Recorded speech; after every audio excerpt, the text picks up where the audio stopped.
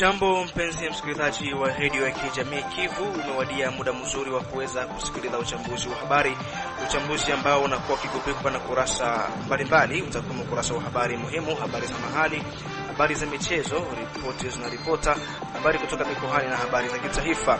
Isake Mulucha Ashibeni jina langu, upande wa pili Merci Mbili chashikilia mada wa telemitambo, na ukaribisha msikilizaji kwa utulivu wa mpatana mwanzo hadi tamati. Nasema karibu.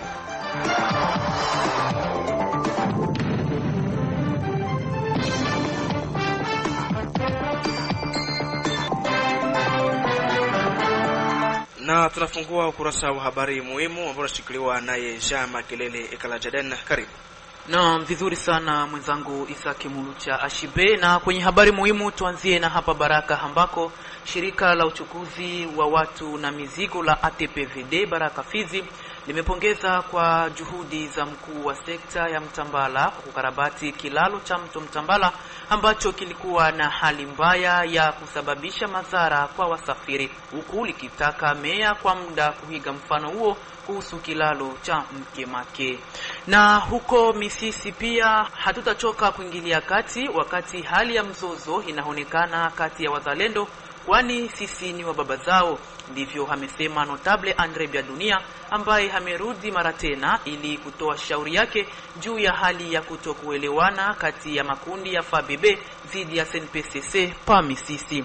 Tumalizie habari muhimu na huko Kamituga ambako barabara namba 2 ya taifa itokayo Bukavu Kamituga na Mwenga sasa ipo wazi. Imefunguliwa baada ya malalamiko ya mashirika ya kiraia katika eneo la Kamituga na Mwenga jimboni Kivu ya Kusini. Naweka nukta kwenye habari muhimu. Isake Mulucha. Asante sana Jean Makelele Kalajadene kwa usomaji wako huo wa habari muhimu. Msikilizaji, sasa tunajikita katika uchambuzi wa habari zenyewe kwa kina, tukianzia hapa katika mji wa Baraka. Ni kwamba wafugaji wengi wanakuwa hawaoni faida ya ufugaji kutokana na kutokuheshimu kanuni na sharti za ufugaji. Ndivyo amesema hayo mtaalamu wa masuala ya ufugaji toka etablissement Tuendelee mjini Baraka, Bwana Albert Etondamaisha kwenye mazungumzo nasi. Akiwa mbele ya maiki zetu, kiongozi huyo wa etablissement Tuendelee amesema wakati huu tulionao ndio unaofaa kwa kuanza kufuga mifugo kama vile kuku, nguruwe na kadhalika kwa wale wanaohitaji kufuga. Albert Etondamaisha anazungumza yafuatayo. Kuambia watu ambao wanaojifanya wafugaji kwamba wako wafugaji, wanaiga kufuga, na ile ni shida kubwa.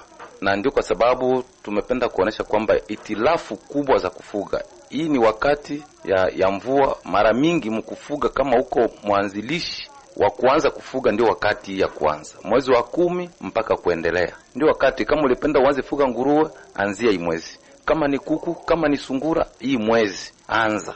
Kwa sababu ni mwezi wa rutuba, ni mwezi wa majani, na ni mwezi ambao punguza magonjwa ya mifugo. Ukienda kuanza mperioda ambayo iko ya magonjwa, utafaa kuuza tu nguruwe ya kwanza au kuku na inakufa, mara pili mara tatu utaacha, unasema kwamba hauna bahati ya kufuga. Mambo ya kufuga yombi bahati. Mambo ya kufuga yombi aseme mie niko na mkono wa kufuga. Ndio mtangazaji, kuna watu hivi ambao tulikuwa najua wanafuga nguruwe kaguni miaka 5 miaka 10 hivi, ukifika kwake iko na nguruwe 3 nguruwe 5. Kuna watu ambao tulijua tangia zamani wanajua kwa wanafuga sungura, leo kisungura 6 7 ndio ambao yuko nazo. Na hiyo ni shida kubwa, ni kutukujua. Hivi kuko watu ambao wako na wanafuga nguruwe, wanajiabone ku hospitali, wanajiabone ku restaurant, wanaenda patia nguruwe. Yaani ule mtu musanse ingine ni kusema anaenda uza mikrobe ya kuja kuua nguruwe zake. Lakini kwa sababu nguruwe ziko na system immunitaire ya nguvu, inaweza vumilia miezi 2 na mwili napita na bakia wazi, haina tena kinga za mwili. Ugonjwa kidogo tu kuingia na zote zinapigwa, ukijikaza unabakia na nguruwe moja tena unaanzia mwanzo. Na njuma na watu waendelee juu ya kufuga. Yaani kufuga ni kujua kufuga. Kufuga sio kwa sababu uko na nguruwe, uko na kuku, uyue sasa gisi ya kufuga. Kuko watu wanafuga kuku hivi, utasikia yeye yuko anaenda kamata tu miindi anatwanga anapatia kuku. Au anaenda kamata vya turto anakamata anaanza patia kuku. Na anasema iko nalisha kuku zake. Ili haufanyi kitu, ndugu mtangazaji. Na hiyo ni shida kubwa. Upande mwingine, Albert Etondamaisha amewataka raia wa mji wa Baraka na Fizi, hasa wale wanaohitaji ujuzi wa ufugaji, kufuatilia Radio Kivu kila siku ya kwanza asubuhi na siku ya 4 jioni kwenye kipindi Etablissement Tuendelee. Kuna watu ambao wanajenga nyumba ya kuku, haina dirisha, mlango ni ya kufunga na kuwa saa kasho, kuku ziko nabakia mule mjasho. Na ile ni hasara. Nimetembelea Kavumu watu 3 4, kuku zangu ziko na kufika, kuku ziko mkasho. Hazina gisi ya kupata hewa. Ile ni hasara.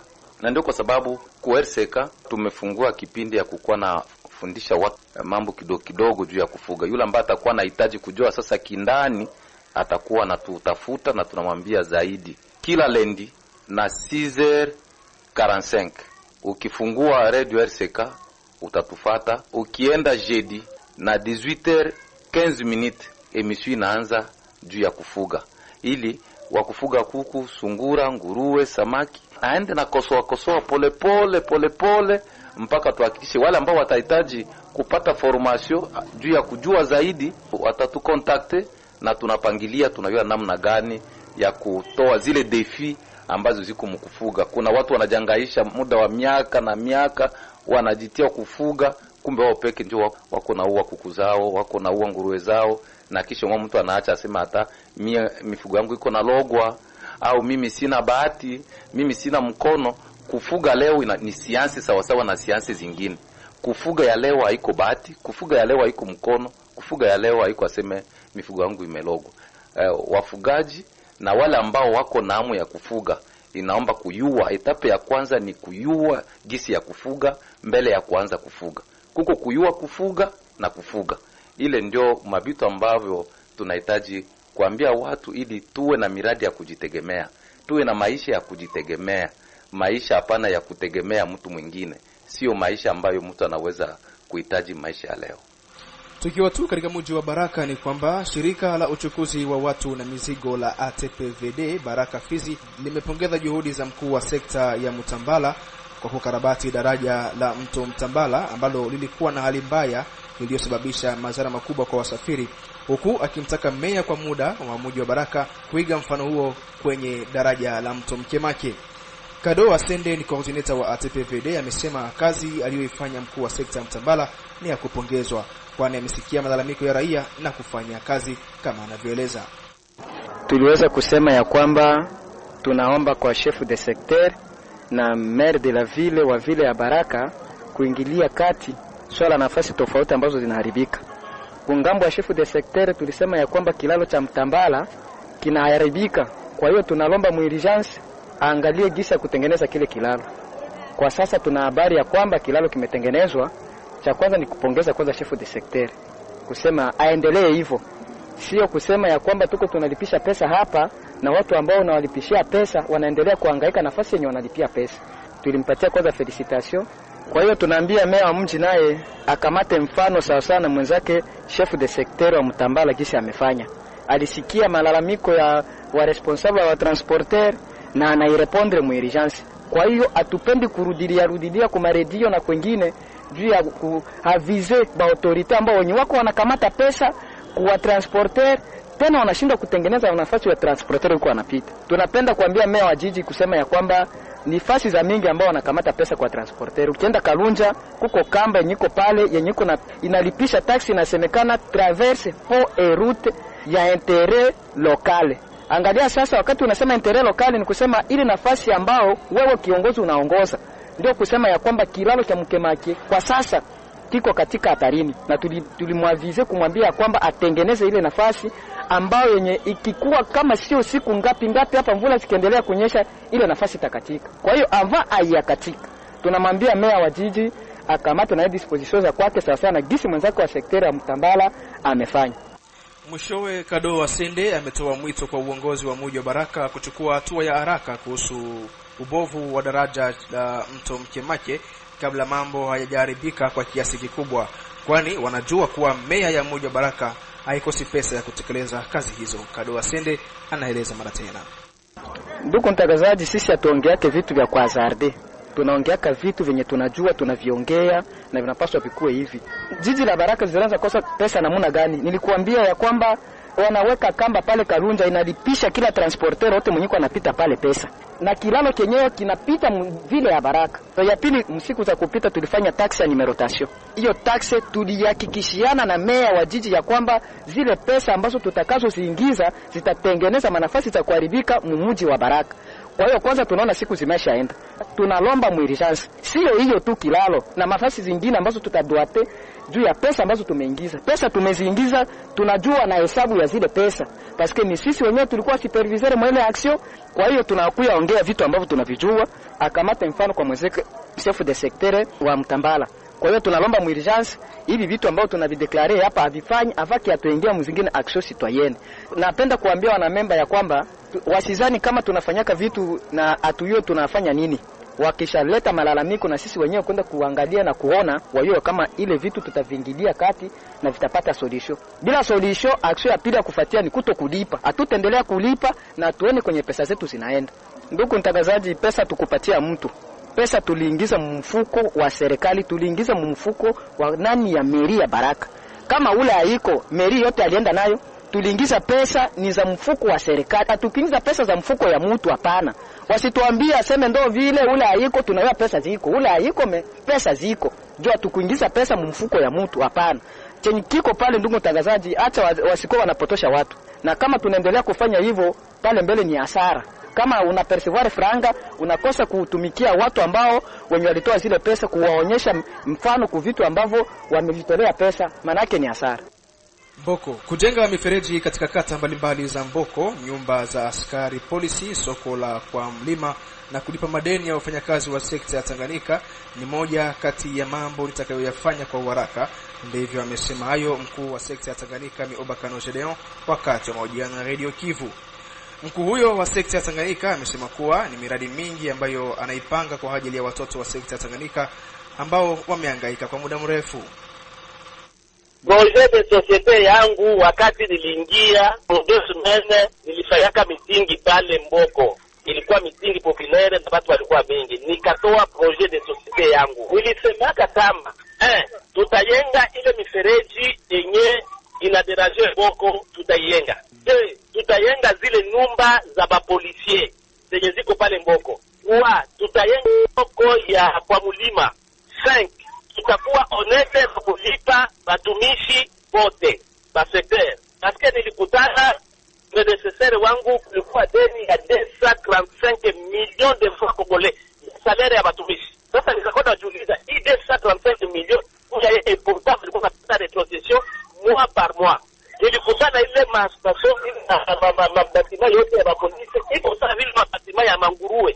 J'avais cette idée de réhabiliter et soit de démolir na kuyenga bupya. Nilikutana metokari itembea kitela Mboko. Mboko yote iko deshire na mamifereji. Wakati tulikuwa kana wengine nani mawazo ya kuyenga kilalo ya pale nani huku Kenya. Ile ndio projet de société ilikuwa na établir. Mais faute de quoi, tu peux établir un projet inatombe faillite ou soit inatombe mu positivité. Question ya financement ilitukosea. Sikusema sema sikuwa na plan d'action. Niko na plan d'action na nilisemaka kumitingi. Wenye walikuwa pale walishuhudia na tukasema juu ya Salongo ingine projet. Nilikutana Mboko yote iko mpori. Leo ifika Mboko na huko barabara na teremuka kwa avenue uangalie kule Tanganyika, unaona Tanganyika. Pasiko initiative yangu nilitia mu plan d'action yangu. Ujumbe wangu kwa population basidanganyiwe na société civile. Ile société force vive tuko nayo haiko société civile, haiko société civile. Lakini iko legale, sina ina documenti mkuu wa sekta. Iko legale meba atere abajue umuhimu wa société civile. Mwishowe ameomba raia wote wa sekta hiyo kuwa na imani naye, hasa akiwaomba kuwasili kwenye ofisi ya sekta Tanganyika pale wanapopata matatizo. Naonaka wanamemba wa société civile kuingia biro yangu kunuliza juu ya vitu ya secteur. Si amonaka. Aba yaka kunavisa sema angalia hiki tulisikia unasema chef de secteur. Hiki tulifanya c'est ça le rôle d'une société civile. Société civile haiko ya kuatake autorité locale, au contraire société civile iko partenaire wa gouvernement na kama kuko vitu wenye vendeki banakuja kujadiliana na ule mkubwa. Hatuna société civile. Na adresse kwa population ikale calme.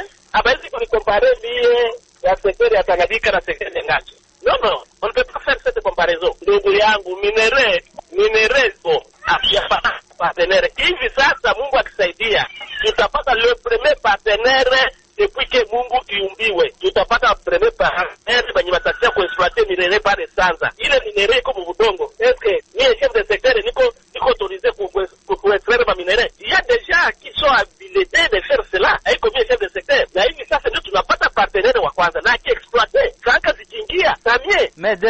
itakuwa localement au itakuwa exporte, mkuu wa sekta? Itakuwa localement, batu baikale kimya, ba partenaire bakuye, tutakamata main d'oeuvre localement. Bukavu kutakuya mtu, Soi-Disant Uvira kutakuya mtu, Kinshasa kutakuya mtu, Goma kutakuya mtu, la main d'oeuvre ressortira à Mboko dans le secteur de Tanganyika et dans le territoire de Fizi.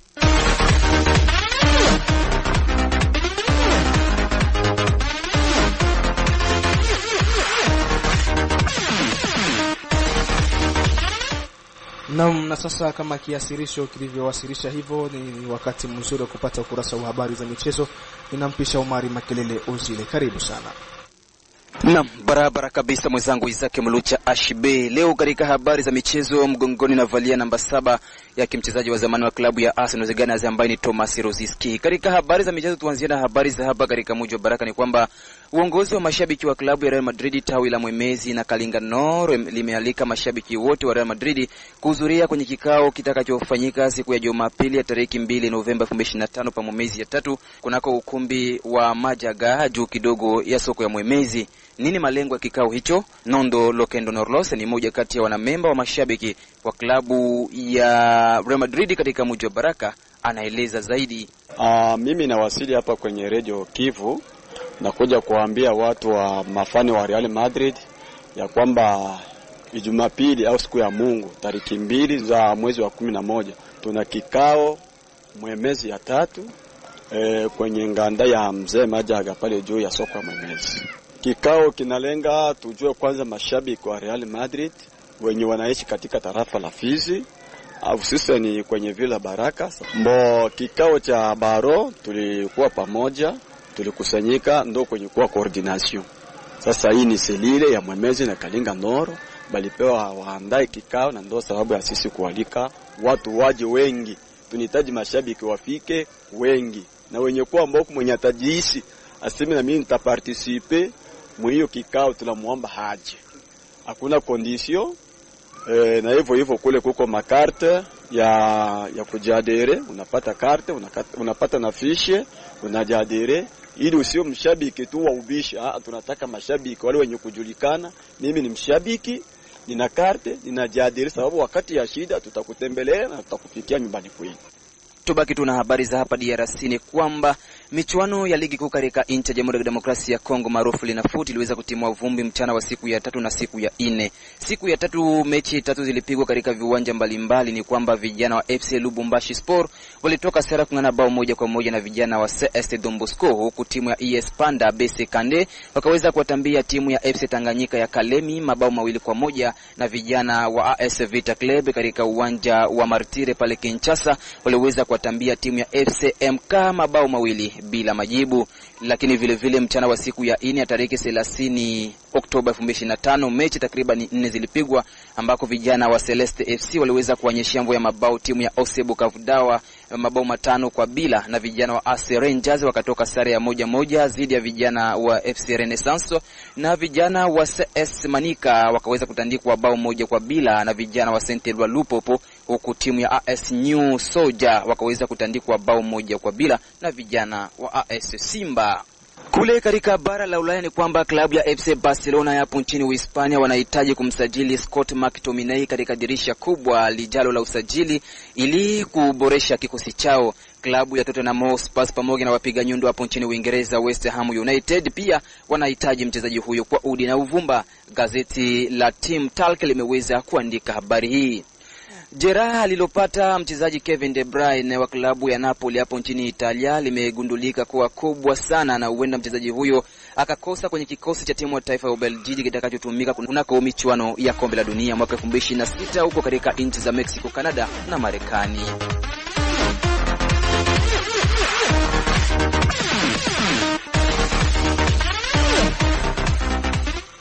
Na asante sana Omari Makelele Ozile kwa ukurasa wa habari za michezo. Msikilizaji, nikukumbushe tu kwamba unaendelea kusikiliza radio ya kijamii Kivu, na huu ni muda mzuri wa uchambuzi wa habari. Tunatushika vema kabisa kuna masafa ya 93.0 FM.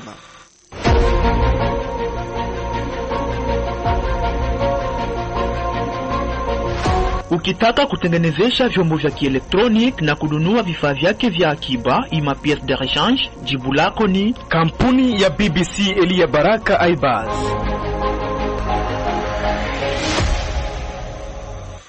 Hatutachoka kuingilia kati wakati hali ya mzozo inaonekana kati ya wazalendo, kwani ni sisi ndiyo baba zao.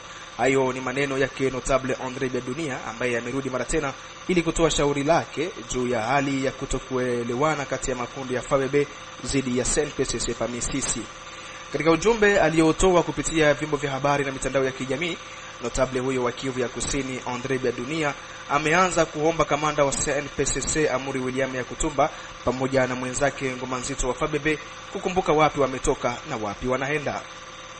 Wakongomani wa Uvira, Wakongomani wa territory ya Fizi, Wakongomani wa Sud Kivu, ninarudia tena kama mtoto wenu. Mimi ni Andre Biadunia, Notable wa Sud Kivu. Ninarudi tena kwa kusema niongeze kwa yale ambayo nimeyazungumza tangu tariki 26. Ilikuwa dimanche. Nilifanya audio ambako ninaomba wakuu viongozi ambao wanaongoza SNPCC notama mzee ya Kutumba, wakuu viongozi ambao wanaongoza FABB notama mzee Ngoma Nzito, kuwainterpelea kwamba hamkukamata silaha ili jeshi lenu FABB SNPCC waanze kupigana wenyewe kwa wenyewe. Mlikamata silaha ili kutusaidia namna gani ya kumetre or etat de nuire adui ambaye amekuja kuvamia nchi ya Kongo. Hiyo ndio ilikuwa kiini cha mkamata silaha. Hamkamata silaha ili watu wa Yakutumba na watu wa Ngoma Nzito waanze kupigana. Na mpaka leo ifikie wengine ambao hawahusiki na mambo ya silaha, wasivile ambao wanafanya biashara, watu ambao umeenda kulima mteritori ya Fizi wakuwe cible ya mamenase ya matrakaseri, kwa sababu kunakuwa conflict entre wanajeshi wa Ngoma Nzito au wazalendo wa Ngoma Nzito na wazalendo wa SNPCC ya mzee ya Kutumba. Tunakataa hayo mambo, sisi hatuyataki. Nitakuwa mfupi sana leo. Nimekuja tu kuwainterpelea kwamba kama mmekamata silaha ni kututetea sisi, na ndiyo maana tumewapatia confiance, tumewasaidia, tunaweza kuwa na bunga tunawapatia, lakini confiance yetu kwenu inaonekana kwamba kuna mkono mweusi sasa ambao adui anaanza kutumikisha ili namna gani ya kuangalia kukamata Uvira na kukamata Fizi. Na hayo mambo yakifikia, ni nyinyi wawili ndio mtakao wa responsable, Ngoma Nzito na mzee ya Kutumba. Kwa sababu haiwezekani nyote mnakuwa na objectif moja, muanze kugeuziana mituto, muanze kupigana wenyewe kwa wenyewe, na ile conflict natoka kati yenu nyinyi wawili inaanza kuambukia kwa makabila. Leo watu wanasema ni Wabembe na Wafuliru. Je, kweli ni Wabembe na Wafuliru? Hapana. Mwishowe amehakikisha kuwa kamwe mzozo huo hautakuwa wa kikabila, kwani Wakongomani wote ni watoto wa mtu mmoja. Kwa sababu hakuna nafasi ambako Wafuliru waliikaa wakasema tupigane na Wabembe, hakuna nafasi Wabembe waliikaa wakasema tupigane na Wafuliru. Na kama ile nafasi iko, yaani wale ambao wamefanya ile reunion, serikali inapaswa kuwashughulikia, kwa sababu sote objectif leo tuko tunafocus kuangalia namna gani adui ambaye anakuwa Kamanyola, ambaye anakuwa Minembwe, asiingie kwenye maeneo yetu. Lakini ninawataarifu ya kwamba mko mnampatia adui njia ya kutafuta namna gani ya kushuka Fizi, muangalie namna gani ya kushuka Kamanyola, atoke Kamanyola afike Luvungi. Ni nyinyi wawili ndio mtakao wa responsible. Kwa nini hamwezi kuita wanajeshi wenu mnawaambia kila mtu afunge sefe yake? Mnasubiri nini? Mnasubiri watu waishe, watu wauane, Wafuliru wakamate silaha, Wabembe wakamate silaha, watu waanze kuuana kuma conflict ya watu wawili? Haitawezekana. Na kweli eske kunakuwa conflict entre mzee Ngoma Nzito na mzee ya Kutumba? Kama conflict iko ni ma conflict petrezeno individuelle zenye hatiwezi kuingiza watu wa civil ambao wanaenda kutafuta maisha Misisi na mteritori ya Fizi. Watu wamenyanganywa pesa, watu wamenyanganywa ngombe, watu wamenyanganywa mbuzi. Mfuliru mmoja anamaliza kufa Misisi tariki 29 pale Misisi, wamepigwa masasi. Wanatoka kuzika, wanamkuta wanamuuliza kwa Mfuliru wanapigwa masasi. Ule anafia nini? Hakuwa na silaha, hakuwa na lolote. Je, Wafuliru wote watoke Fizi? Je, Wabembe wote watoke Uvira? Haitawezekana. Wabembe bako na droit na kuishi hapa bila problemi, bila kuwa inquiete. Bafuliru bote na wengine makabila bako na obligation ya kuishi kule kule kwenye balisha zoea. Hakuna mtu atabatoa kule. Donc ma conflit entre groupe mbili ya wazalendo haziwezi kuja kutuingiza mkonflikt. Ndio maana tusaidiane kutafuta mkono mweusi ambao unakuja kutuletea uchonganishi. ili huo mkono mweusi, kwa sababu Wabembe sikubali kabisa kwamba wanaweza kusema Wafuliru wote watoke. Tulishabaowea, bataenda wapi na wale watoto? Bafuliru hawezi kusema Wabembe wote batoke, hawezi kutoka Uvira. Tulishaoweana, tunakuwa wameyomba, tunakuwa bashangazi na mambo mengine, wataenda wapi? Huu mkono mweusi ambao unakuja, naita gouvernement congolais, naita notabilite ya Babembe, naita notabilite ya Bafuliru, notabilite ya territoire ya Fizi, notabilite ya territoire ya Uvira, makabila confondi, musimame, kwa sababu hali kwenye tunaenda inakuwa mbaya. Kamituga, barabara namba 2 ya taifa itokayo Bukavu Kamituga na Mwenga, ambayo ilikuwa imefungwa na waasi wa M23, sasa ipo wazi. Imefunguliwa baada ya malalamiko ya mashirika ya kiraia katika eneo la Kamituga na Mwenga, jimboni Kivu ya Kusini. Uthibitisho ni wake Wisoba wa Kilongo Fiston, mratibu wa shirika la raia lenye kuhusika na haki za kibinadamu PDH, ambaye amepongeza vya kutosha kwa vile barabara hiyo namba 2 imefunguliwa na waasi wa AFC M23 pa Bukavu. Huyu ameonyesha kuwa vinyume vingi vilikuwa kutokana na hali hiyo ya kufungwa kwa barabara. Barabara ilifunguliwa après avoir wale babwana kupata madelegation za huko na kule na revendication za huko na kule, parce tunajua kama Bukavu ndio inarasaika Mituga en vivre non vivre. Na kufunga ile barabara ni kuetrangler population.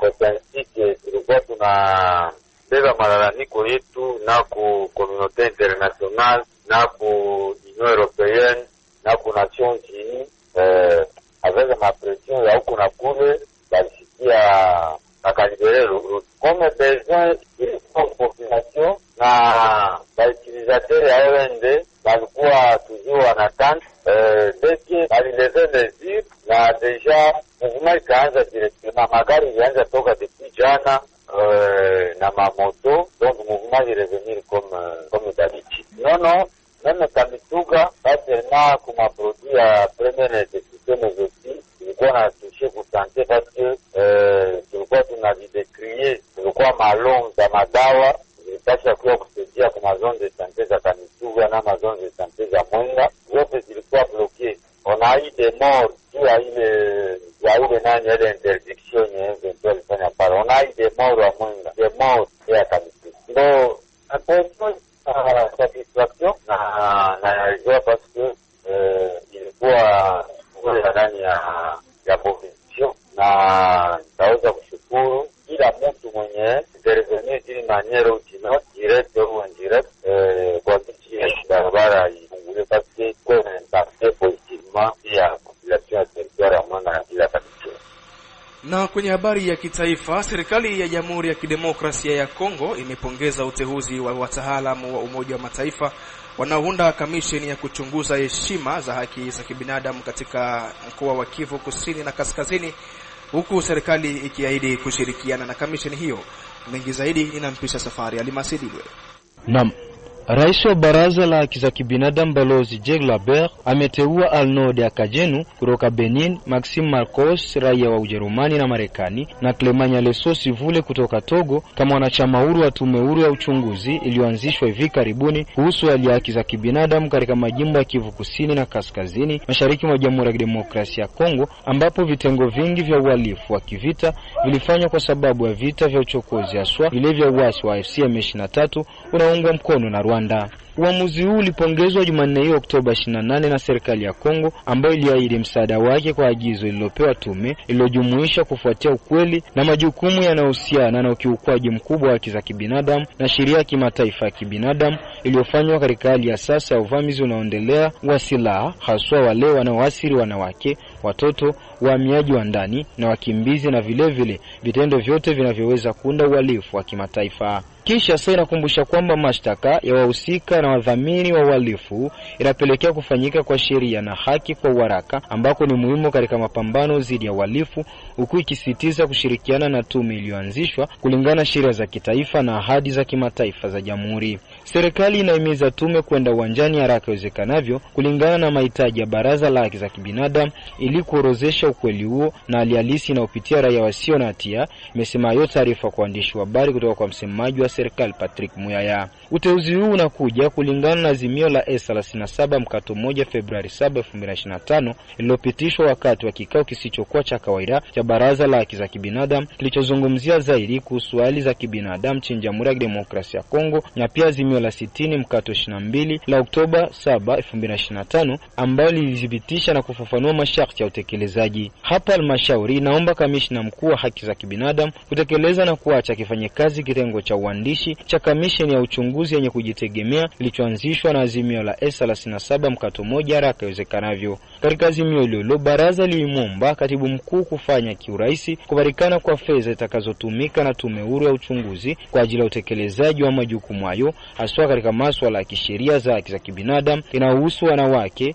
na watoto na sheria za kimataifa za kibinadamu ili kuwezesha kutimiza agizo lake. Pia baraza hilo linatoa wito kwa wadau wote pamoja na watendaji wa kimataifa, kikanda na kitaifa kushirikiana kikamilifu na tume huru ya uchunguzi katika utekelezaji wa kazi yake, na inawataka kuunga mkono kikamilifu utekelezaji wa mamlaka yake, ikiwa ni pamoja na kutoa habari yoyote au hati ambayo wanayo au wanaweza kuwa nayo katika siku zijazo.